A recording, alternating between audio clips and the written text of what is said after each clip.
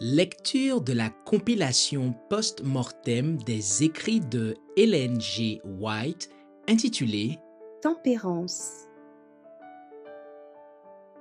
Chapitre 37. La tempérance et les membres de l'Église. Un élément vivant et actif au sein de l'Église. Dans le cercle de famille et dans l'Église, nous devons accorder à la tempérance chrétienne une place importante. Ce doit être un élément vivant et actif qui réforme les habitudes, les penchants et le caractère. L'intempérance se trouve à l'origine de tous les maux dont souffre le monde. Manuscrit 50, 1893.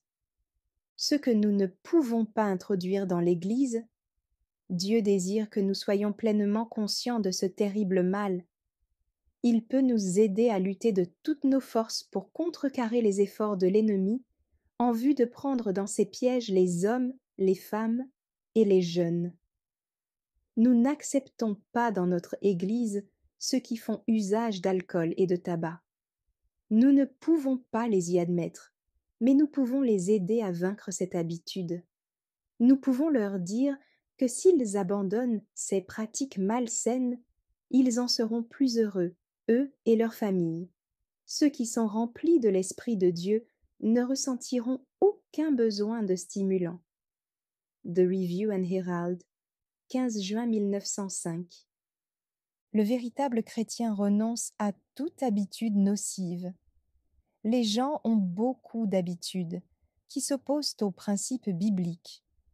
Les victimes des boissons fortes et du tabac sont touchées par la corruption de l'esprit, de l'âme et du corps. Elles ne peuvent pas être reçues dans l'Église tant qu'elles n'ont pas donné la preuve qu'elles sont vraiment converties et qu'elles ressentent le besoin de la foi qui produit des œuvres d'amour et purifie l'âme. La vérité de Dieu purifiera le véritable converti. Celui qui s'est donné entièrement au Seigneur abandonnera toute habitude et tout appétit nuisible pour le corps.